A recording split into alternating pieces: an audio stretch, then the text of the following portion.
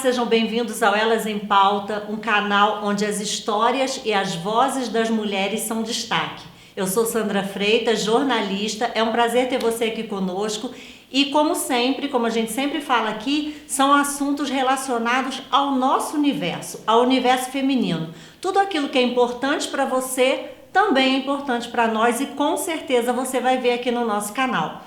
E hoje, já que nós estamos no mês de outubro, mês de eleições, nós vamos falar sobre os direitos das mulheres, os papéis das mulheres, o papel das mulheres em vários âmbitos da sociedade, né? Como esse papel tem sido difundido, como essa mulher tem se dividido nessas diversas funções, como essa mulher tem conquistado espaços ou não tem conquistado espaço por diversas coisas que ainda afetam esse desenvolvimento da mulher. Hoje nós estamos recebendo aqui a Andréa Moreira, psicóloga. Ela é presidente da Associação Por Elas, que é de apoio e combate e prevenção à violência contra mulheres e meninas.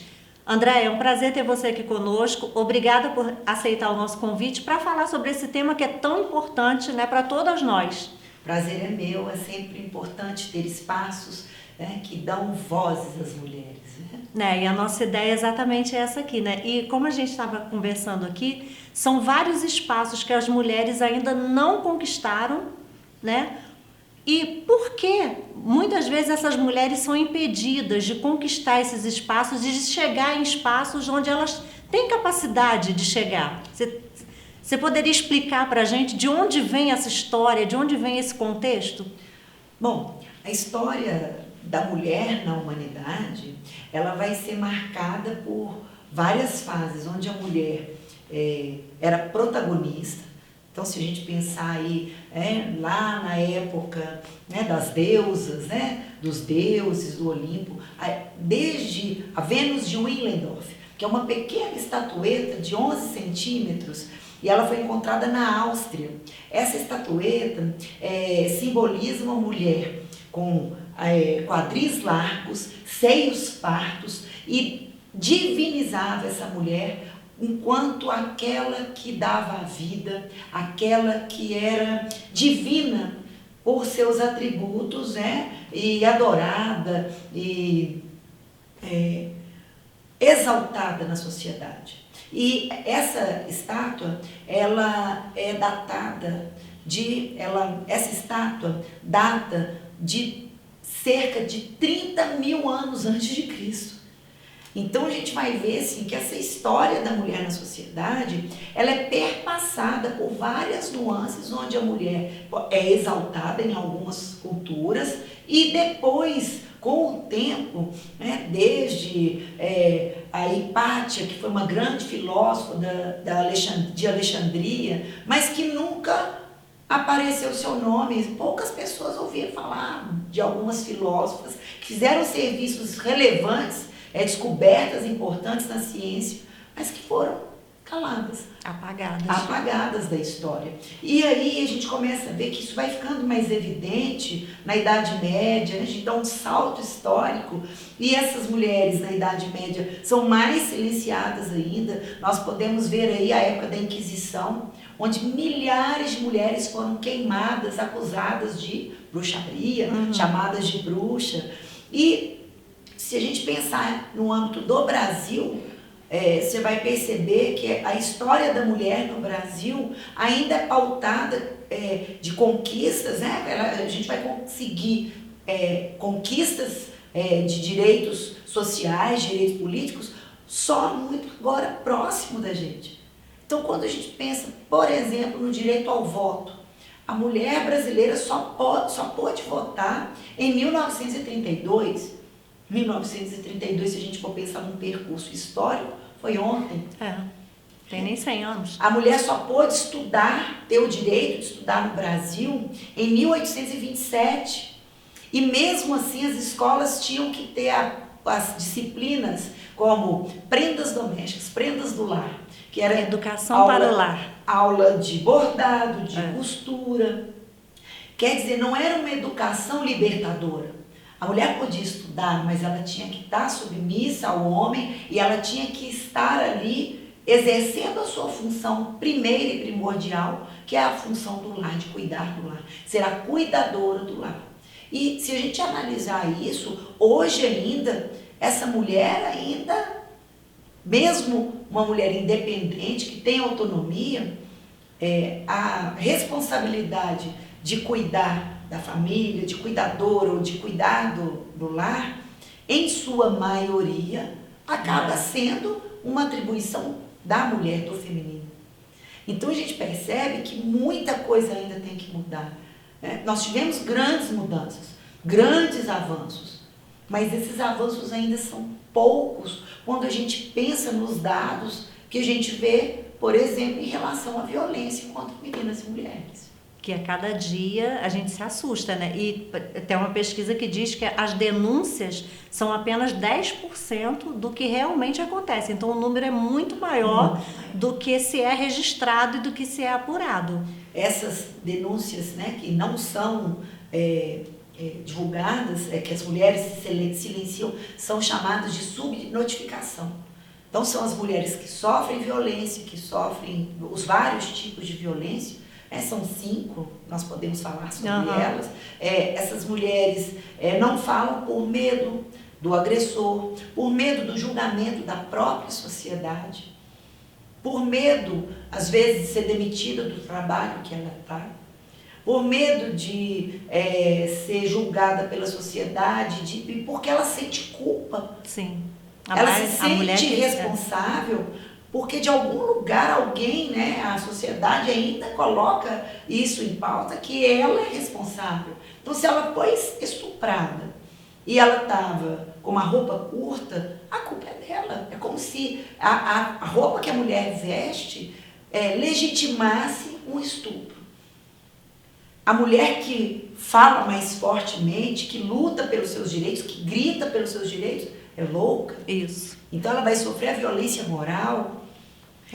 E esse tipo de violência, Sandra, ela é uma violência velada. Então, quando a gente fala sobre a questão da violência contra a mulher, a maioria das pessoas ainda entende que é só a violência física. Mas existem outros tipos de violência, né? Violência física, moral, sexual, patrimonial ou financeira, né? E a violência política.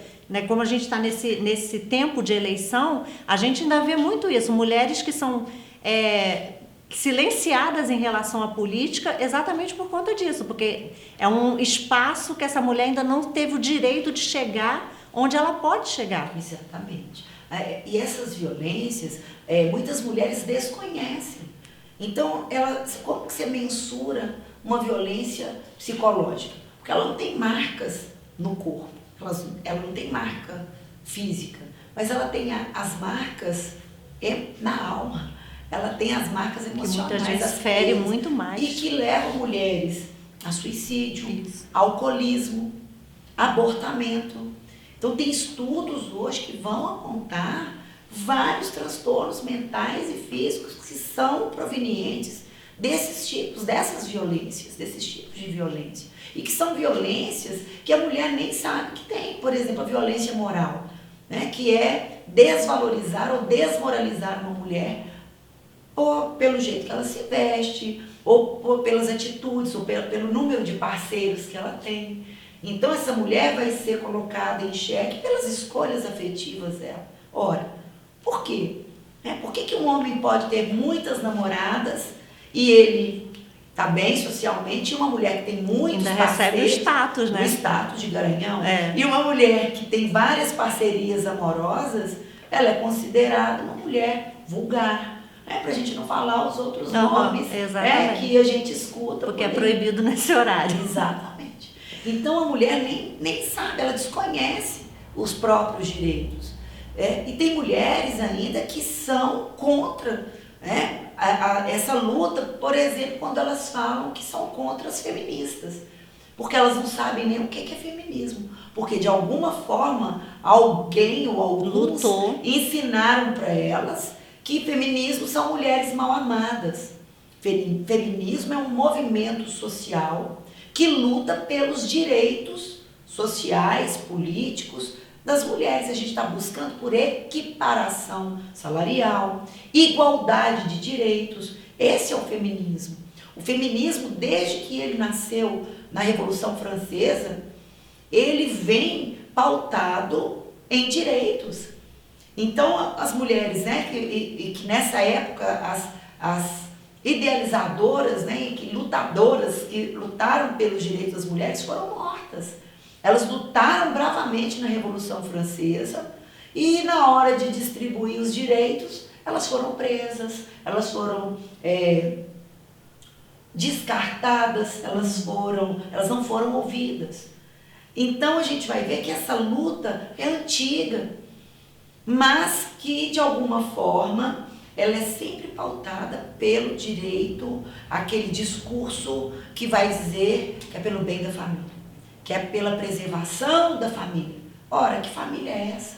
Uma família que oprime, uma família que não luta por igualdade de direitos. Será que realmente essa família é uma família feliz?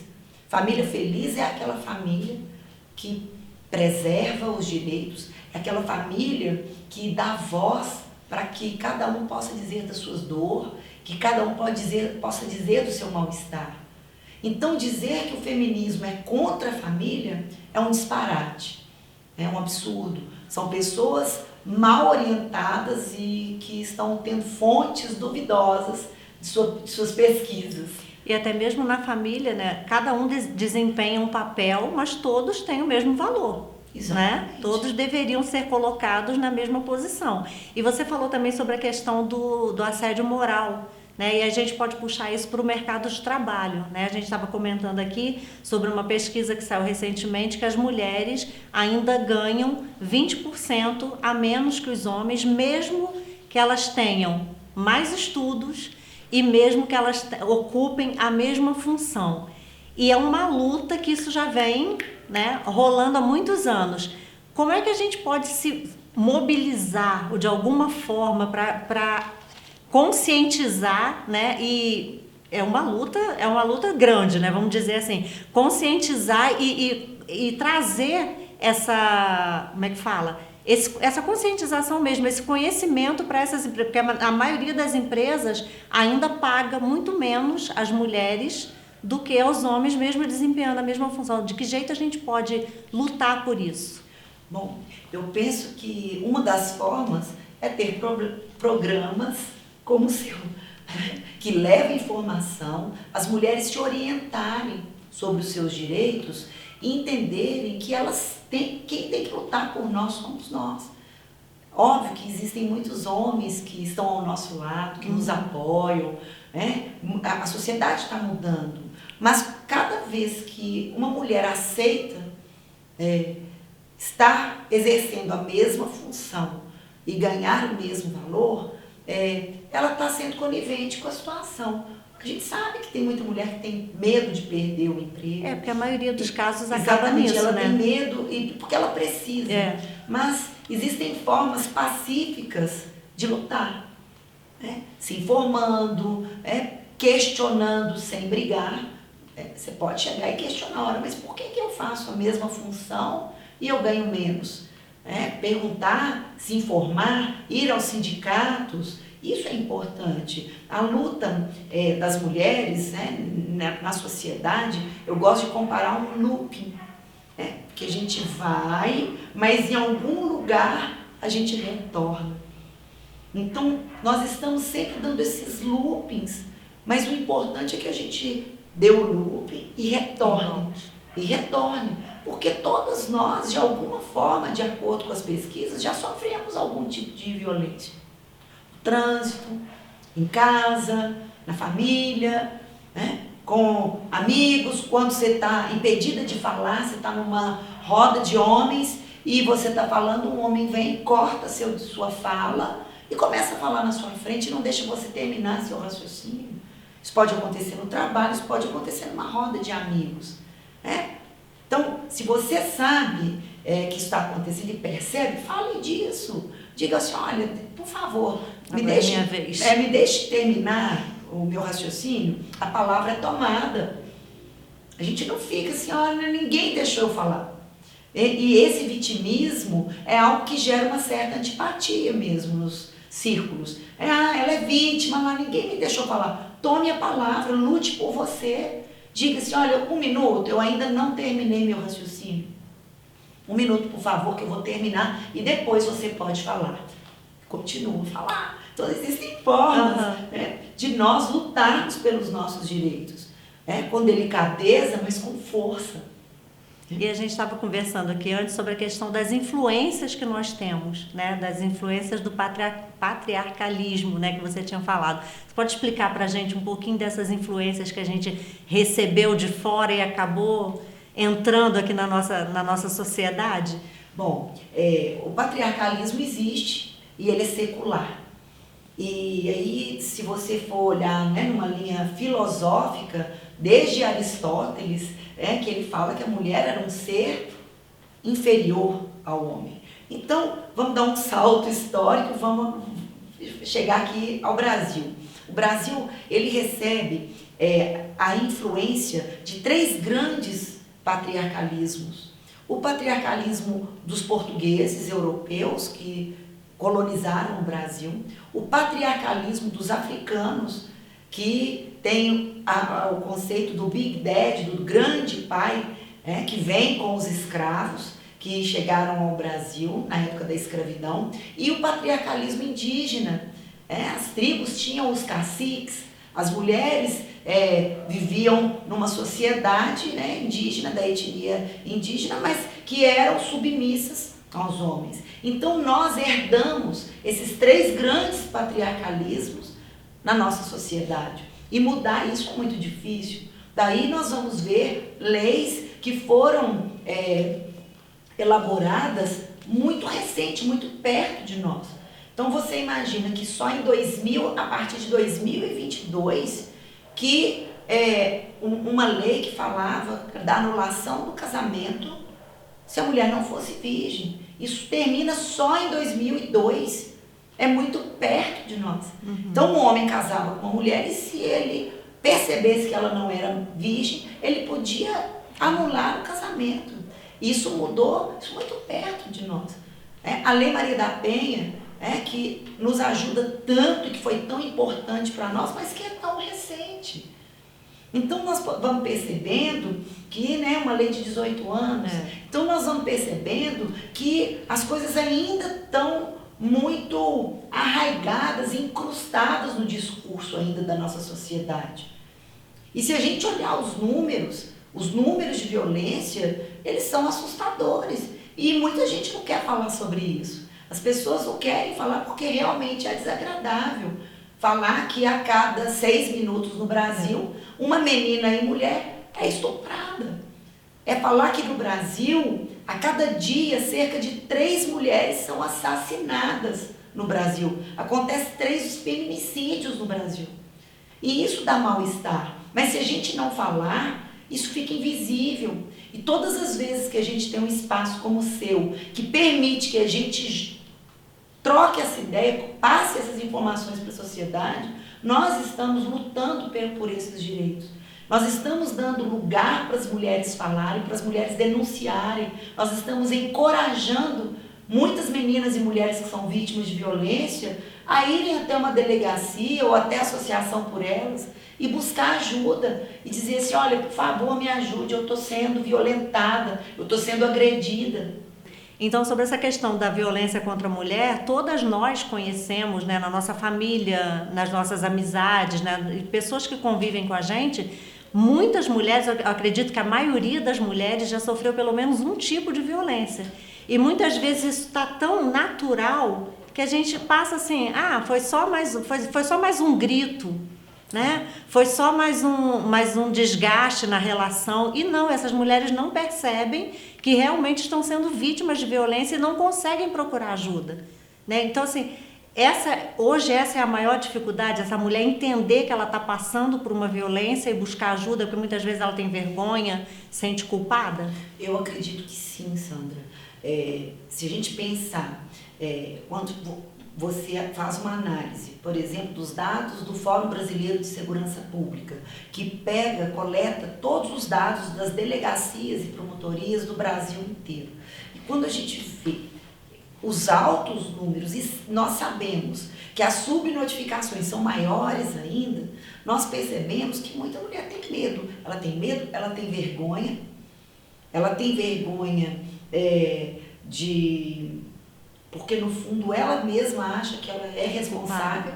E ela tem vergonha porque ela não consegue sair daquela relação. E ela não entende que ela está adoecida, porque ela criou ali uma dependência emocional. E para ela é difícil, às vezes ela depende economicamente, financeiramente desse homem. Ela não tem autonomia para seguir sua vida e ela tem uma dependência emocional dessa relação. E aí entra a violência psicológica, quando os parceiros falam para essas mulheres que ela não vai sobreviver sem ele. Ou que ninguém vai te amar como eu te amo. Ou ninguém vai te querer. Que são, assim, as mais comuns, né? Ninguém vai te amar ou ninguém vai te querer. Você acha que alguém vai te querer? Você tá velha, você tá gorda, você já tem filho, você não vai arrumar nada. E ela, por acreditar nessa fala, ela acaba sustentando esse lugar na relação e achando, olha, como eu não vou arrumar nada, eu vou continuar aqui do jeito que tá. E ela não consegue perceber que para ela conseguir se livrar dessa violência, ela só precisa ser amada por uma pessoa, por ela mesma. Então é um resgate que a gente tem que ajudar essa mulher, né, a encontrar ela mesma, a amar a si mesma. E isso acaba sendo assim, uma tarefa difícil, porque desde crianças, meninas crescem doutrinadas para quê? Para arrumar um parceiro, um marido, ser mãe. Porque se ela não fizer isso, ela vai ser menos mulher, ela não vai cumprir o papel da mulher. E você não precisa ser mãe para ser feminino. Você não precisa ser casada para ser feminino, né?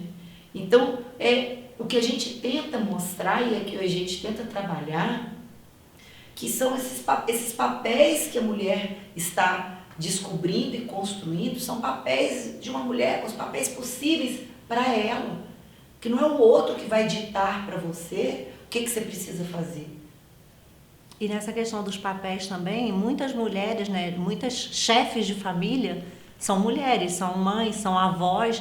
E como é que faz para lidar, além dessa questão dessa sociedade que é dominada pelos homens, como é que faz para lidar com esses múltiplos papéis que nós temos? Né? Porque a mulher ela não é só mulher, mãe, né? Muitas vezes ela precisa tomar frente. Né? Na maioria das famílias brasileiras é a mulher que toma a frente, é a mulher que sustenta. Como é que faz para lidar com tudo isso e ainda lidar com preconceito?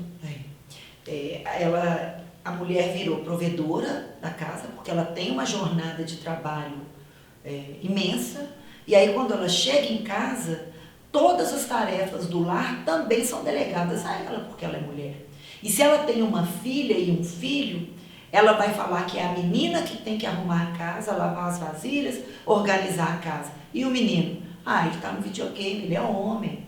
Então, nós precisamos pensar que para a gente mudar esse discurso machista, estruturante, e desestruturar esse patriarcalismo, nós precisamos ir lá na gênese da família, que é o lugar que a mulher ocupa. Bom, se tem homens e mulheres nessa casa, por que essas tarefas são delegadas somente aos homens?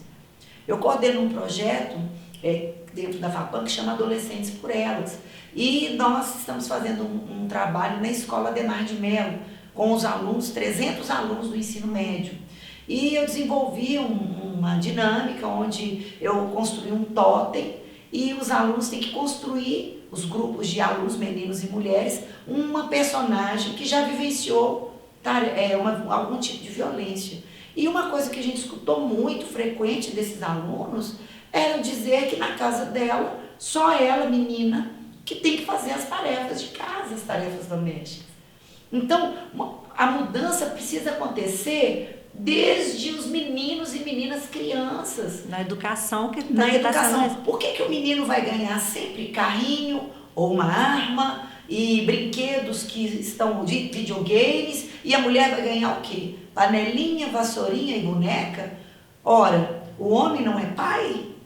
O homem deveria ganhar bonecas também para ele aprender a cuidar de um filho quando ele crescer. O homem tem que ganhar panelinhas também, porque ele também precisa se fazer comida. Porque se a esposa está fora de casa trabalhando e ele também, quando os dois chegam em casa, os dois devem cuidar da casa. Os dois devem cuidar dos filhos. Da manutenção Dessa família. Então, assim, quando a gente pensa nessas mudanças, por que não as tarefas serem divididas? Eu conheço vários casais que dividem as tarefas do lar. Esse homem, ele está dividindo o trabalho que é da família dele. Ele está cumprindo o papel dele. Ele está cumprindo o papel dele. Mas se você está ensinando o seu filho de 2, 3 anos a brincar só de carrinho, só de videogame, e a sua filha só brincar de boneca, panelinha, você está reafirmando e legitimando que o lugar da mulher realmente é na cozinha. Então essa mudança precisa acontecer, e nós não estamos falando aqui com ideologias aí que a gente vai ver, né, de partidos políticos que vão dizer que isso é desestruturação da família. Claro que não. Um pai dentro do núcleo familiar, ele tem um papel primordial de cuidar do filho, tanto quanto a mãe. E os filhos precisam disso.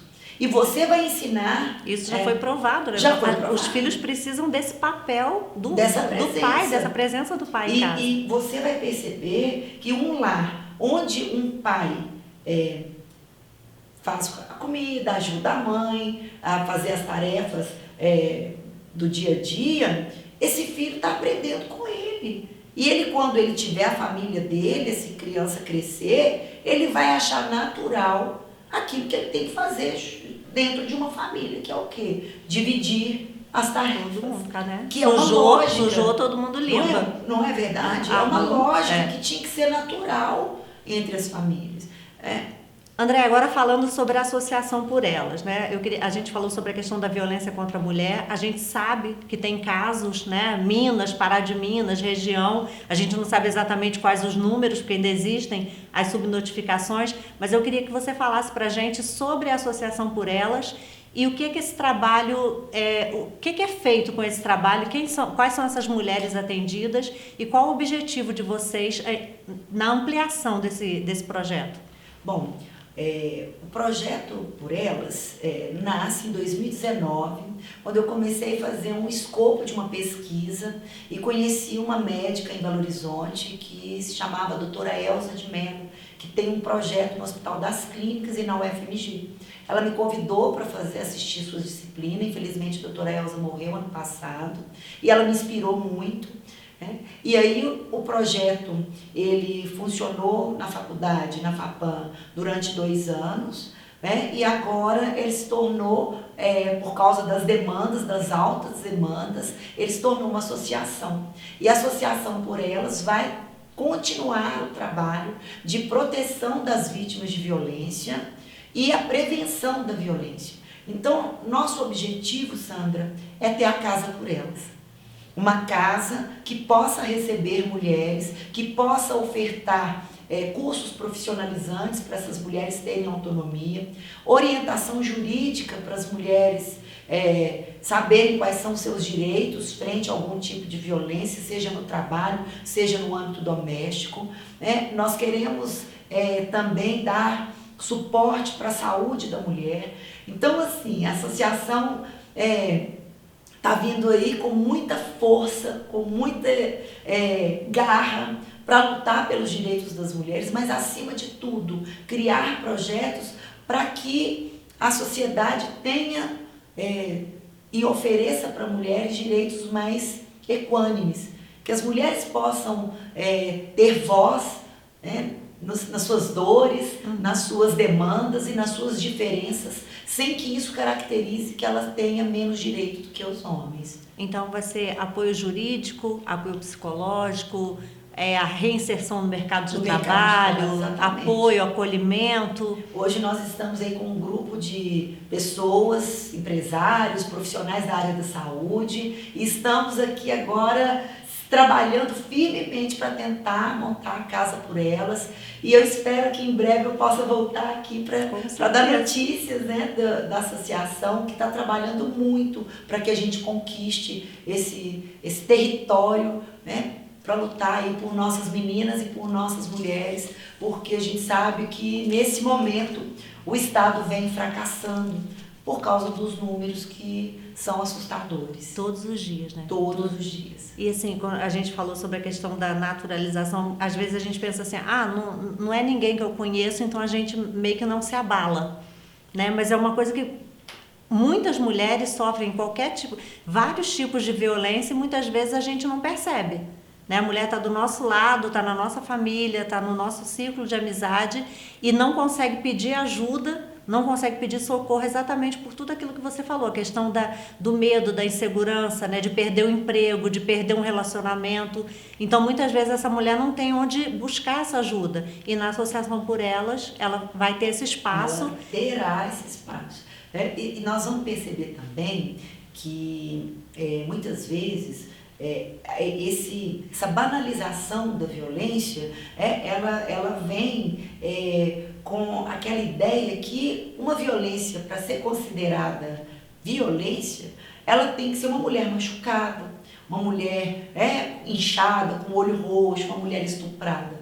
E tem muitas mulheres que sofrem essa violência silenciosa, que é a violência psicológica e moral e patrimonial, que ela trabalha, chega em casa e ela tem que dar o dinheiro dela, ela não tem domínio sobre o dinheiro que ela conquistou, que ela mesma conquistou, né? Que é um telefone que o namorado pega, toma para ver com quem ela conversou e que ele quebra o telefone. A roupa que ela vai sair, que ele não quer. Que ele não deixa. Então, assim, quando a gente traz clareza sobre isso, nós estamos influenciando, sim, a sociedade a questionar esse discurso que está aí tão forte ainda na nossa sociedade.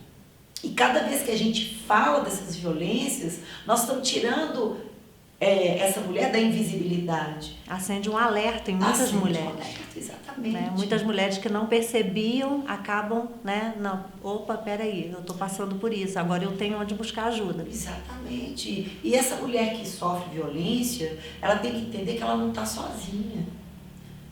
Que apesar de ter muito ainda esse discurso, né, que a mulher gosta de apanhar, a mulher tem mulher que é sem vergonha, que a mulher gosta de estar naquela relação. Não, ela não gosta, ela está adoecida, ela precisa de ajuda, ela precisa de tratamento psicológico, psiquiátrico, ela precisa às vezes ser escutada para ela se fortalecer. Então tem muita mulher que ela está vivendo uma relação abusiva e ela não tem força para sair dessa relação.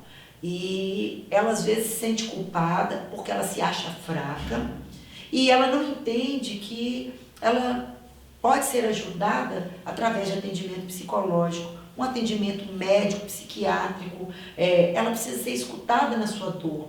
E que para sair dessa relação abusiva não é o tempo do outro.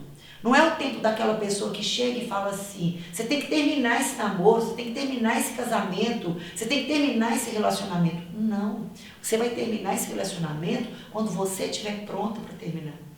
É quando você estiver forte o bastante para sair dessa dependência emocional.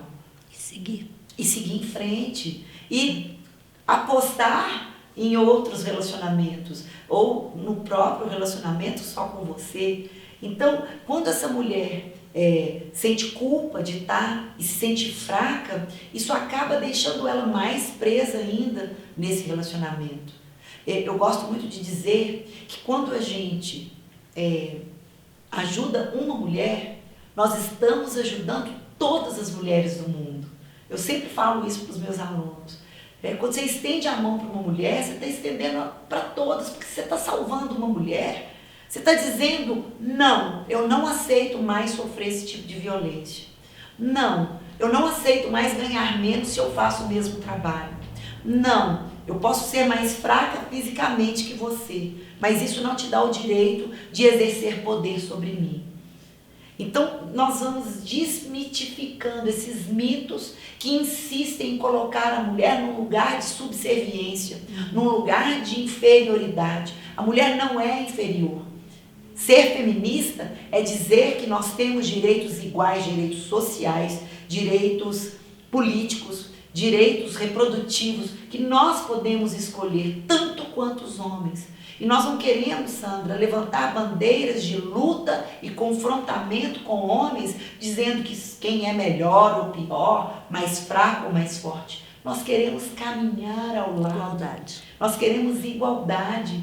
Eu tenho orgulho de ser feminista. Eu tenho orgulho de dizer que eu luto por meninas e mulheres, porque eu quero estar junto, eu quero ter direitos iguais.